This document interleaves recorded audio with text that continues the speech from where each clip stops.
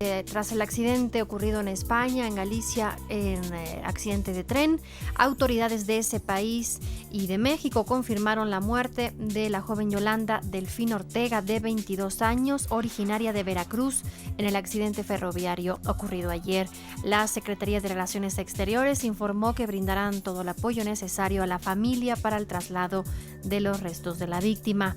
Su familia de origen veracruzano, se trasladará hoy mismo a ese país. Por ahora, las autoridades continúan con la identificación de heridos y víctimas, donde el personal consular está en contacto estrecho con las autoridades locales en caso de que otro connacional haya estado presente en el accidente. La investigación sobre el descarrilamiento del tren en España, que dejó hasta el momento 80 personas muertas y otras 87 heridas, está centrada en la declaración del conductor, que había presumido en un principio a través de redes sociales haber viajado incluso a exceso de velocidad y en otras ocasiones también. Además de que el video que se difundió ya el día de hoy por las autoridades, la cámara que está instalada justo a la salida del túnel, se observa de una forma impresionante la velocidad, se nota la velocidad a la que venía este tren al tomar la curva de una zona a la que solamente estaba autorizado a ir a 80 kilómetros por hora y ya prácticamente estaba cercano a los 200, iba a los 200 kilómetros por hora. Pues bien, las autoridades españolas analizan la caja negra de este tren, además de los videos del incidente. Como le decimos, ya que hay versiones de que el maquinista, que salió ileso, está en el hospital y que va a prestar declaración, habló con alguna autoridad a la que informó que iba a 190 kilómetros por hora cuando el límite de velocidad en esa zona, como le comentamos, es de 80 kilómetros por hora. El operador, de 52 años, tiene 13 años de experiencia y 30 años de labor en la empresa Renfe, a la que pertenece este tren, y ha declarado ante el juez. La compañía informó que este tren estaba en funcionamiento desde el año pasado, exactamente desde junio de 2012, y había pasado toda la revisión incluso antes de su partida de la estación de Chamartín en Madrid, por lo que pues todo sigue indicando que ha sido una cuestión de exceso de velocidad. El presidente del gobierno español, Mariano Rajoy, dijo que se abrieron 2 investigaciones, una judicial y otra del propio Ministerio de Fomento, para determinar las causas del accidente. Decretó además 3 días de luto oficial en toda España. Al tiempo, la Junta de Galicia decretó 7 días de luto en la comunidad autónoma. Los gobiernos de Reino Unido, Francia, Rusia, Portugal, Estados Unidos, Israel y por supuesto México, entre otras naciones, enviaron sus condolencias a España por este accidente. En más información, ya aquí en México, durante la graduación de los cadetes de la Escuela Naval Militar, el presidente Enrique Peña Nieto declaró que el gobierno de la República está trabajando para regresar la paz y la tranquilidad a todos los habitantes de Michoacán. El jefe del Ejecutivo destacó que el Estado tiene y tendrá todo el respaldo del gobierno federal. Michoacán tiene y tendrá todo el respaldo del gobierno de la República para asegurar el Estado de Derecho en cada una de las regiones de esa entidad.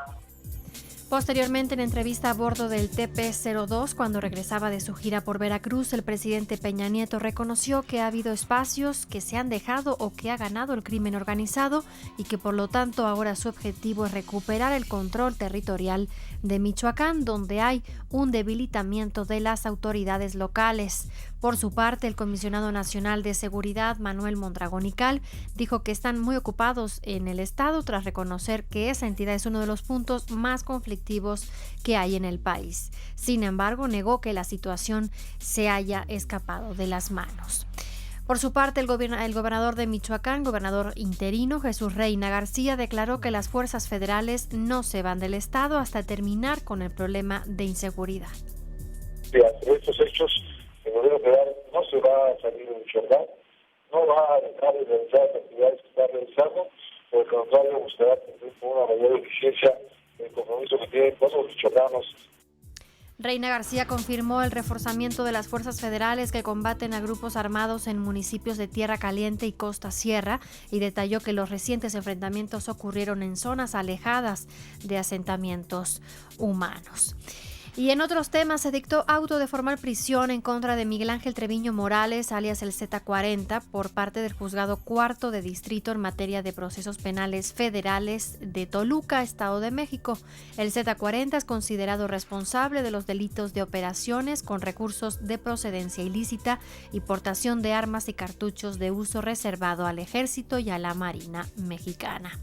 En más temas también relacionados con narcotráfico, la mexicana Sandra Ávila Beltrán, conocida como la Reina del Pacífico, fue sentenciada a 70 meses de cárcel por un cargo relacionado con prestar ayuda a un narcotraficante, pero será liberada, ya que ha cumplido prácticamente ese tiempo en prisión desde que en 2007 ya se llevara a cabo esta extradición en Miami. El juez Kevin Michael Moore dictó la sentencia y manifestó que a la acusada podrá serle acreditado el tiempo que ha pasado en prisión desde exactamente el 28 de julio del 2007. La mayor parte ha sido en México antes de su extradición a Estados Unidos y por tanto ya esta condena de 70 meses pues ya prácticamente la ha librado en prisión.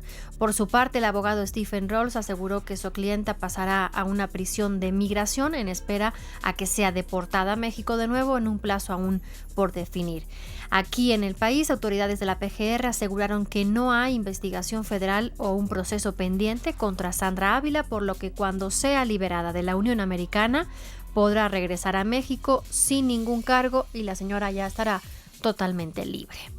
En otros temas, cambiamos el giro de la información. El presidente de la Bolsa Mexicana de Valores, Luis Telles, advirtió que México se perderá de una oportunidad real de industrialización si no se concreta una reforma energética profunda. Si no tenemos un sistema energético que provea insumos básicos como el gas, energéticos de hidrocarburos y energía competitiva con los Estados Unidos, simplemente vamos a tener un problema en todo el resto de la economía. Y esa es la discusión que no hemos tenido los mexicanos. En su participación en la 6ª Conferencia Anual sobre Competencia y Regulación organizada por el Centro de Investigación y Desarrollo, Telles dijo que la toma de decisiones por parte de las industrias antes de realizar una inversión cada vez se basa más en el precio de los insumos, principalmente la electricidad y el gas natural. En tanto, el ex candidato presidencial Gabriel Cuadri aseguró que el mismo costo político tendrá una reforma energética mediocre que una reforma visionaria. El consejero del IFE, Francisco Guerrero, pidió a los legisladores de todos los partidos que trabajen en el consenso de una reforma política viable, ya que las iniciativas que se han presentado van por canales separados y se tendrá que hacer una labor política importante para acercar posturas.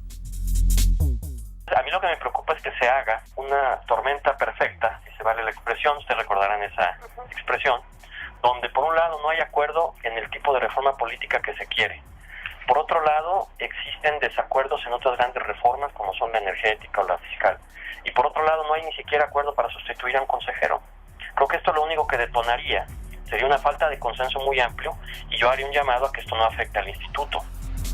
Asimismo, advirtió sobre la posibilidad de que se cree una tormenta perfecta, como escuchábamos, en la que no haya ningún tipo de consenso en las reformas energética, hacendaria, política y hasta en el nombramiento del consejero faltante. El Comité Ejecutivo Nacional del PAN, que preside Gustavo Madero, convocó a los 38 senadores del Blanquiazul a una reunión en la sede nacional del partido para resolver el asunto de los estatutos. Desde hace 3 meses, la bancada panista se encuentra dividida a raíz de la remoción de Ernesto Cordero como coordinador y luego por la modificación a los estatutos para transparentar los recursos, nombrar un tesorero y restarle atribuciones en el manejo de esos recursos al coordinador. La reunión será el próximo martes a las 7 de la noche. Y el exsecretario de Gobierno de Aguascalientes, Jorge Mauricio Martínez Estébanes, y así también el ex titular de la Secretaría de Planeación y Desarrollo, Ricardo de Alba Obregón, durante la administración de todos ellos, de la administración de Luis Armando Reynoso Femat, se ampararon ante el Juzgado Segundo de Distrito para evitar ser detenidos. Ambos exfuncionarios estaban presuntamente vinculados en la compra-venta de terrenos a sobreprecio durante el gobierno de Reynoso Femat. En tanto, el exsecretario de Obra Pública, Luis Gerardo del Muro, y el ex colaborador de la Secretaría de Desarrollo Económico, Humberto Moro, tramitaron también un amparo ante la Justicia Federal contra cualquier acción de las autoridades estatales. Y como parte del proceso penal contra el Baster Gordillo Morales, se llevó a cabo una diligencia judicial para continuar con el desahogo de pruebas a fin de que Juan Ajax Fuentes Mendoza, uno de los agentes del Ministerio Público Federal que integró la averiguación previa contra Gordillo, amplíe su declaración sobre las investigaciones desplegadas contra la maestra, así como contra sus cómplices en el famoso desvío de más de 2.600 millones de pesos en agravio del Sindicato Nacional de Trabajadores de la Educación. La ex líder sindical no estuvo presente en esa diligencia. En su representación acudió el abogado defensor Marco Antonio del Toro. Y después de 27 horas de bloqueo de la carretera federal Acapulco-México a la altura de la comunidad Saltianguis, esta fue abierta a la circulación alrededor del mediodía. Los habitantes del poblado mantuvieron bloqueada la carretera para que el ejército no desarmara a sus policías comunitarios. Tras dialogar con los dirigentes del movimiento, se acordó que serán recibidos en la Ciudad de México por autoridades federales en la Secretaría de Gobernación. Por su parte, el gobierno del estado afirmó que se continuará con el diálogo para resolver los problemas que se presenten aún en el estado.